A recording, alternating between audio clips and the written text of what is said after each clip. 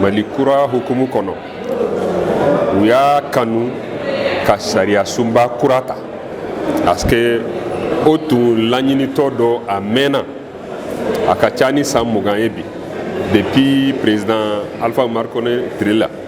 ka se ATT tile la IBK tile ninnu bɛɛ ŋaniya taara pour que ka yɛlɛma don an ka sariya sunba la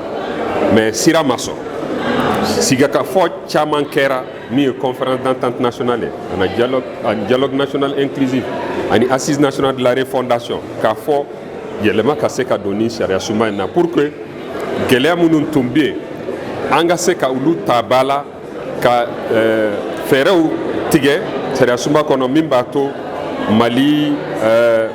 taama cogo bɛ nɔgɔya an bolo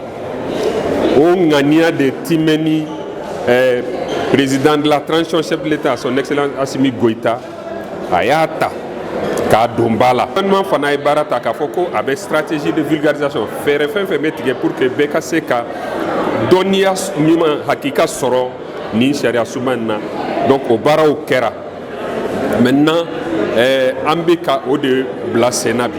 an y'a daminɛ ni kunnafonidilaw ye pourquoi parce que n'i bɛ fɛ kibaruya ka se yɔrɔ jan olu de kan ka don ba la pour que a kunnafoni ka d'u ma u ka se ka an dɛmɛ k'a cari donc o de la bonya dara olu kan fɔlɔ fɔlɔ mais gouvernement mɔgɔw bɛ tɛmɛ aw y'a ye fana gouvernement ɲɛma docteur Sogɛl Kokala Mayiga o de ye nin bɔra baara tu tigɛ donc a y'a tu tigɛ baara dira gouvernement mɔgɔ bɛɛ ma ministre bɛɛ an bɛna taa Bamako kɔnɔ yan an ka jɛkulu fɛn fɛn bɛ yen an bɛna s'u ma pour que ka se ka nin sigikabarow kɛ n'u ye Mali sariya sunba kura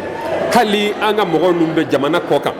an b'olu fana masɔrɔ aw y'a ye ministre bɛna taama kɛ an ka région 19 minnu bɛɛ bɛ yen se bɛ kɛ bɛɛ ma ensuite jamana dɔw sugandira malidenw ka ca yɔrɔ min se bɛ k'u ma minnu fana tɛ se k'u masɔrɔ sisan bɔlɔlɔw fɛ aw y'a ye fɛɛrɛw bɛ yen pour que ka se ka masala ni mɔgɔw ye hali k'u to yɔrɔ jan donc nin baaraw bɛɛ bɛna bolo da k'a daminɛ bi mai kalo tile 15 fo ka taa se mai kalo tile 30 ma o baaraw de bɛna fɛsɛ. Donc c'est normal que o ka se ka anw journalistes wele bi parce que n'i y'a ye u b'a fɔ constitution malfata ko tɛ o non kuma de don sensibilisation de don ka mɔgɔw kunnafoni di mɔgɔw ma k'a f'u ye nin ye nin ye nin ye donc qui est censé mieux faire ça mieux que les journalistes an ka métier de don donc c'est normal que u k'a daminɛ n'a ye parce que n'u tun ma daminɛ n'a ye o de tun bɛ balan na et l'État doit quand même mettre les moyens parce qu'aujourd'hui nous b'a fait nous ko vulgarisation nous ko sensibilisation nous ko médiatisation à outrance journalistes de bɛ se ka kɛ radio dilaw journaux écrits fɛn fɛn mun ye kunnafoni dilaw olu de bɛ se ka kɛ maintenant u ko u ka moyen d'u ma pour k'u ka se k'u ka baara kɛ n'u ye moyen d'u ma c'est sûr tous les Maliens parce que an ka nin ɲinɛ fɛn kelen kɔ 80% des Maliens u ma kalan n'u ko u ma kalan caman ma taa école la u ma kalan o kɔrɔ ye u ma taa tubabu kalan na donc an bɛ jamana mun na c'est l'oralité kɔrɔ